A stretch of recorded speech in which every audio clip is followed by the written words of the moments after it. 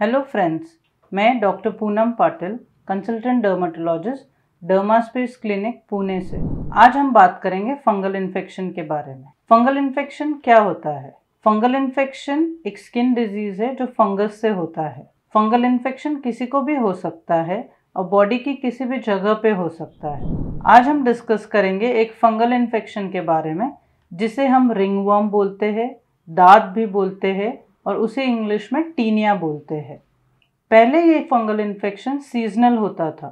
गर्मी के दिनों में जनरली पाया जाता था। गर्मी के दिनों में काफ़ी पसीना होता है, उसके मॉइस्चर कंटेंट से फंगल इन्फेक्शन होता था। या फिर बारिश के दिनों में जब भी हम काफ़ी भीग जाते हैं, मॉइस्चर का कंटेंट बढ़ जाता है, तब आपको फंगल इन्फेक्शन होता था। आजकल हम देखते हैं फंगल इन्फेक्शन बहुत कॉमन हो गया है, पर अब फंगल इन्फेक्शन किसी भी सीज़न में दिखता है।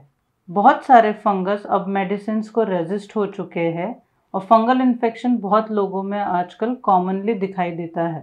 फंगल इन्फेक्शन ये कोई लाइफ थ्रेटनिंग डिजीज़ नहीं है।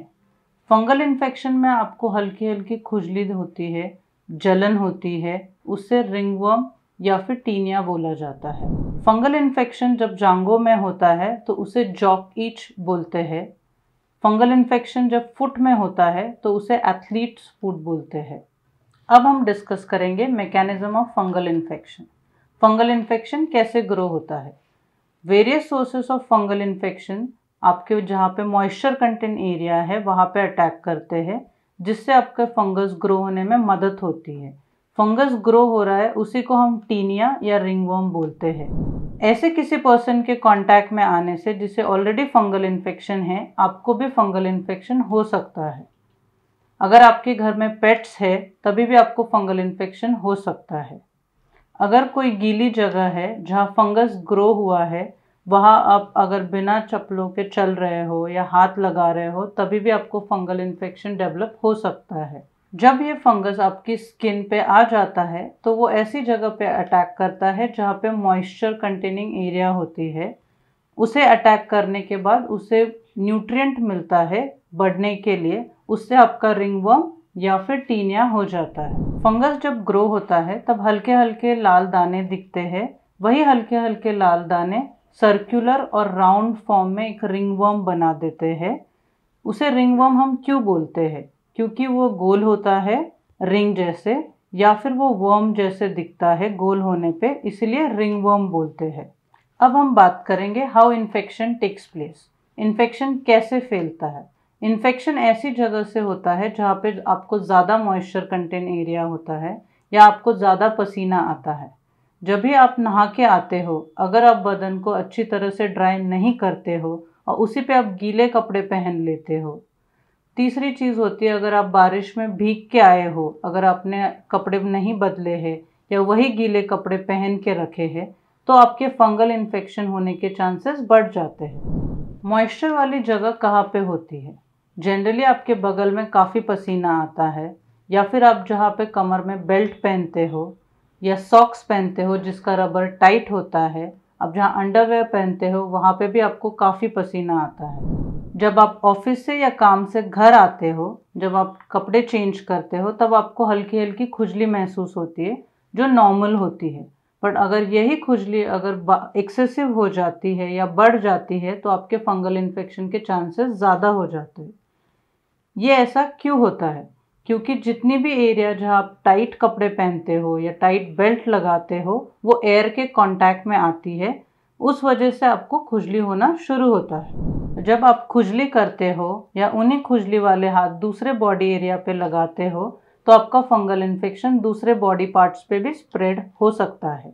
या फिर आप किसी और का टॉवल इस्तेमाल कर रहे हो जिसे ऑलरेडी फंगल इन्फेक्शन है, तो आपको भी फंगल इन्फेक्शन हो सकता है। जब फंगल इन्फेक्शन के पैचेस दिखाई देते हैं तब आपको लोग सुझाव देना शुरू करते हैं कि आपको किसी चीज़ की एलर्जी हो गई है या रैश आ गया है, आप ये क्रीम लगा लीजिए, आप वो क्रीम लगा लीजिए।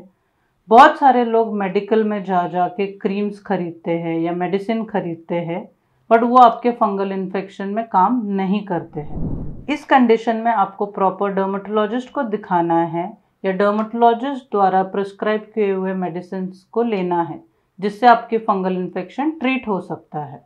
अब इसे डायग्नोस कैसे करते हैं या इसकी क्या ट्रीटमेंट है? इसका डायग्नोसिस काफ़ी सिंपल है। डर्मेटोलॉजिस्ट देख के पहचान सकते हैं कि ये फंगल इन्फेक्शन या टीनिया इन्फेक्शन है। वो आपको बता भी सकते हैं, साथ साथ में वो आपको ट्रीटमेंट भी देंगे। फंगल इन्फेक्शन की ट्रीटमेंट, पहले तो मैं आपको ये बताना चाहूँगी कि आपको क्या अवॉइड करना है। आपको मेडिकल में से जाके फंगल इन्फेक्शन के मेडिसिन लेना अवॉइड करना है या स्टीरॉयड क्रीम लगाना अवॉइड करना है। अब आपको ये क्यों करना है? स्टीरॉयड क्रीम से आपको लगता है कि फंगल इन्फेक्शन कम हो गया और फिर आप 4-5 दिन में लगाना बंद कर देते हो, बट फंगल इन्फेक्शन जड़ से नहीं जाता है वो आपकी बॉडी में एक्सेसिव फैल जाता है। टैबलेट्स इसलिए नहीं लेनी है क्योंकि आपके एज के हिसाब से, आपके वेट के हिसाब से उसका डोज अलग अलग होता है, या फिर वो कितने दिनों तक खानी है ये सिर्फ आपको डॉक्टर्स बता सकते हैं। डॉक्टर्स आपको आपके फंगल इन्फेक्शन के हिसाब से ट्रीटमेंट देते हैं, जैसे कि anti fungal creams, anti fungal tablets, anti fungal soaps या एंटी फंगल पाउडर्स। आज हमने इस वीडियो में जाना फंगल इन्फेक्शन कैसे होता है, फंगल इन्फेक्शन क्यों होता है और फंगल इन्फेक्शन की क्या ट्रीटमेंट है। फिर भी अगर आपको कोई क्वेरी है तो आप हमें लिख सकते हैं या कांटेक्ट कर सकते हैं। Thank you.